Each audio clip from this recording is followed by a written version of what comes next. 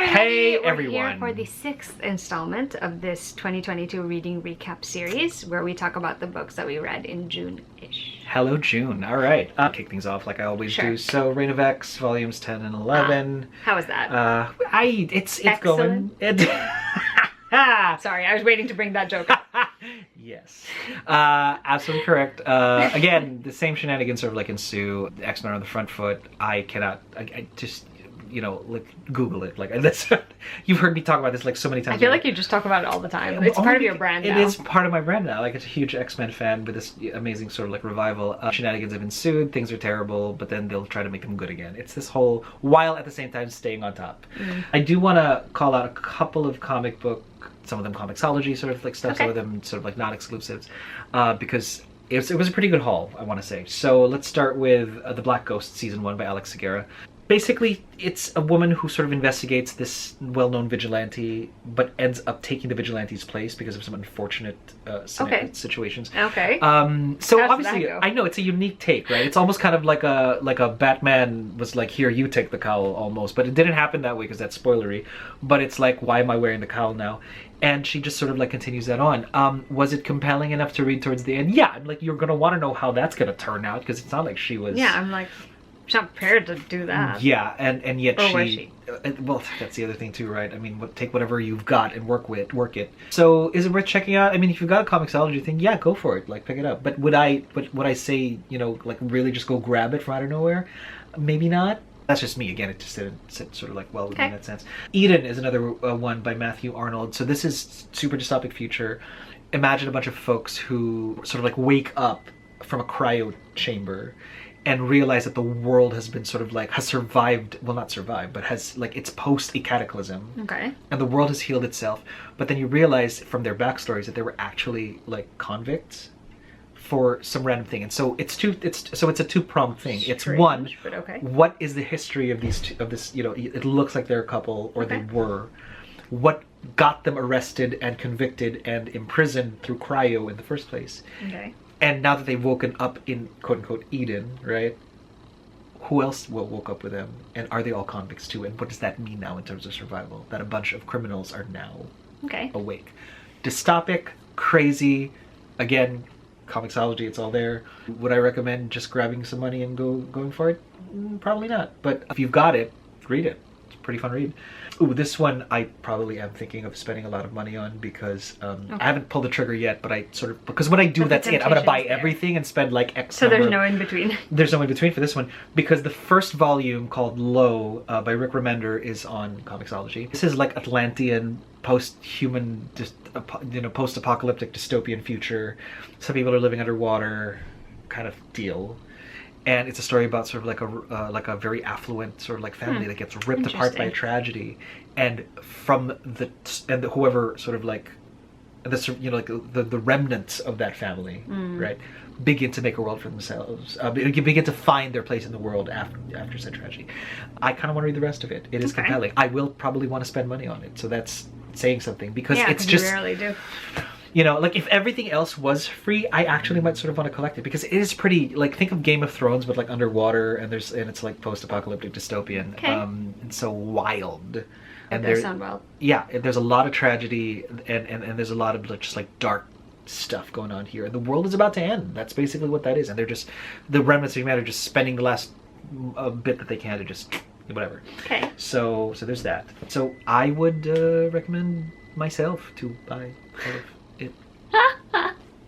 Over to you. All right, I read quite a bit of manga in June, so we're just gonna run through that real quick. So first is Beyond the Clouds. This is volume 1. It's by Nick. This is the one where the main character Theo, he lives a pretty ordinary life until the day that he finds a girl who has no memories with wings. He finds her and he helps her because one of her wings is injured, and that is the beginning of what sounds like it's going to be a pretty epic adventure. I haven't bit the bullet and bought the rest of this yet, but it does give me very strong Studio Ghibli, a little bit maybe of Final Fantasy vibes in there. It was interesting, a little darker than I thought it was going to be at some point, but interesting. That is a series that I definitely plan on continuing. Then we have Waiting for Spring, which is by Anashin, and this is also volume 1. This one is more slice of lifey slash kind of reverse harem, although I'm not sure it's actually reverse harem. It's basically about a girl who doesn't want to be involved with anyone at her school. She doesn't really want to engage or anything, and then she somehow inadvertently ends up becoming friends with some of the guys on the school's basketball team. Sure. Because they frequent a cafe that she works at, and it kind of goes from there. And honestly, it's just because I enjoy the character so much that I definitely also plan to continue this. Luckily, this is a finished series already, so I will find out who she ends up dating, because there are currently 2 or 3 candidates at the moment. I'm not sure which one I am rooting for, so there's that. Then we have Everyone's Getting Married, Volume 1, which is by Izumi Miyazono. This is an older one. It's a josei, is right? Yep. Yeah. It's about a successful career woman who has this very old-fashioned dream of just getting married and being a housewife, but she hasn't found the guy to do that yet.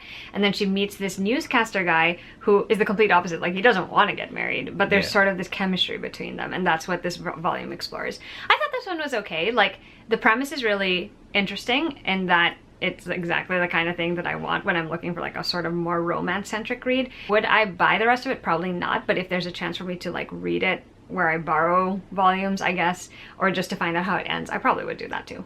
Then we have Perfect World, which is by Ri Aruga. This is volume 1. It's basically where the main character, I think her name is Tsugumi, she gets reunited with her crush from high school. But in the years that they've been apart, the guy has become an architect, but he also has had a spinal cord injury that leaves him obviously in a wheelchair. And so it kind of rekindles her feelings for him, but she's also forced to confront like her feelings and her sort of prejudices and I guess preconceived notions about people who are in wheelchairs and the sort of stigmas that surround that. And I like this. I wouldn't necessarily say that I loved it. I do like that it's exploring that sort of aspect, but it also, I don't know, it's not one that I would be immediately reaching for the next volume for, if that makes any sense. Though I do want to see how it ends. This is also a finished series now, so there is that. This one I'll only touch on briefly because it's going to get brought up again next month, because I actually reread the first volume when I read the rest of the series, and that's A Sign of Affection, Volume 1 by Sue Morishita. This is an author duo, and they basically wrote a story about a college student named Yuki who communicates primarily in sign language, and she crosses paths with this guy randomly due to an incident on the train, and their relationship kind of unfolds from there. I really enjoyed this, and I will talk more about it when I talk about the rest of the series next month, but suffice to say, this is one where I like immediately bought the next couple of volumes, which tells you something. Then I reread The Little Prince by Antoine de Saint-Exupéry, which we reread for the family book club. I was the one who chose this, and the thing about The Little Prince is when you read it as a child, a lot of it goes over your head because you're just focused primarily on the actual words and telling of the story. When you read it when you're older, you sort of see the themes that are being implied with each and every part of this story. And I really appreciated that. Like, I marked quite a few pages, and I don't think you can see it because it's so shiny, but yeah, you kind of sort of feel more deeply about certain elements of the story, especially when you're an adult and you've experienced more things. This is the kind of story that will probably resonate with readers no matter what age you're at. So it was a really fulfilling experience to just read it again as an adult. Then I read a short, I want to say it's still a novel, but I'm not sure if it's a novel or a novella or a short story. Spring Garden by Tomoka Shibasaki. It's about 2 tenants of a sort of boarding house, and they're curious about the house that's over the wall. There's a history tied to that house, and then they somehow get tied or involved with the family who currently lives there. This one was okay. Like, it's honestly not that memorable. I remember the basic premise, but that's about it. It's alright. That's all I can say about it. I do really like this edition though.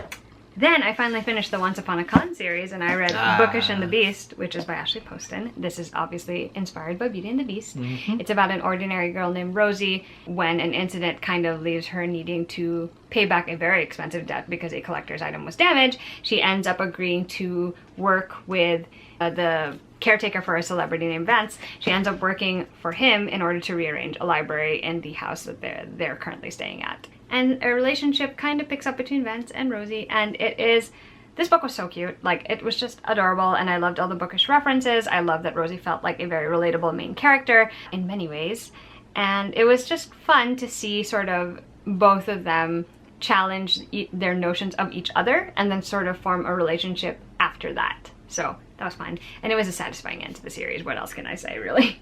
The last book that I'm going to talk about for now is The Stardust Thief by Chelsea Abdullah, which is this beautiful fairy lit edition with the pretty purple edges. This book takes inspiration from 1001 Nights. It is basically about a young woman who is kind of a hustler. She's called the Midnight Merchant in this. She inadvertently saves the life of one of the princes. It puts her on the radar of the Sultan, and he sends her on a quest to find a magical artifact. In this world, there's quite a prejudice against jinn. Right. And it just so happens that this Midnight Merchant, Luli, has a jinn bodyguard. But not many people know that except her and him. There ends up being shenanigans because she goes on this quest with this bodyguard and the prince and his bodyguard, and it's a whole thing. It took me a while to read this, and not because I wasn't enjoying it. I actually think the book itself is very readable. I quite enjoyed the lore in it, and I like the characters in it a lot too. Plus, I'm a sucker for like quest stories. Those are always my cup of tea. The only reason it took me so long to read it was because real life got in the way. This was like right at the beginning of a very stressful life period for me. I started it, and then it took me a while to get to the end of it. But goodness gracious, like this is a fun ride. Like it's just enjoyable. That's all that it is. Like it is fast-paced, it is interesting. I like the world. Like it's, again, like I have read stories with a similar sort of environment and lore, but it was just fun to see this author's take on it. And like the way it ends too, I'm like, well, I gotta know what happens next. So excellent series starter. Would highly recommend checking it out as well. All right, that's where I'm going to stop for now, and Mackie can now talk about the two or three or whatever standouts. There are a couple of standouts for me. So again, Scott Snyder ripping up my TBA, TBR. TBA. TBA. What's the TBA? What is a TBA? I have no idea what that is. No, but there's a miniseries that he finished on Comixology Unlimited as well called Clear, and it is a sort of like cyberpunk dystopic world where everybody has like veils that sort of like paint whatever you want over reality. So that is an interesting. It's an interesting concept, right? So they're the folks who are just like, I want to look at everything from a fantasy sort of perspective. So everything looks fantasy, lush, green, whatever. There are some folks who want kind of an urban feel to it. And so at the end of the day, nobody really knows what's real anymore. Ooh. And so even the title Clear is such an thing because it centers around a character whose wife had died, trying to expose some kind of conspiracy behind all of these veils, because she wanted to reveal what everything really looked like in the clear. And that's where it starts. That's an interesting premise. So go figure that of all of this sort of like, hey, this is cool, this is not. I mean, I would rank this as one of the smartest, fast-paced sort of like ones where you would think like back in the day of Minority Report and like Paycheck, you know, those kinds of movies.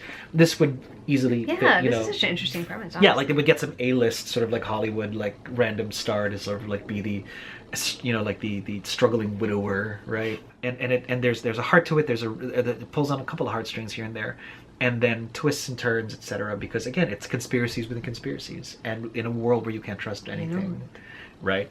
What do you do? Last but certainly not least, this is an audiobook that I saw ads for on the train. It's called Impact Winter by Travis Beacham. It's again post-apocalyptic. Vampires have taken over the world, that kind of thing. Because I think.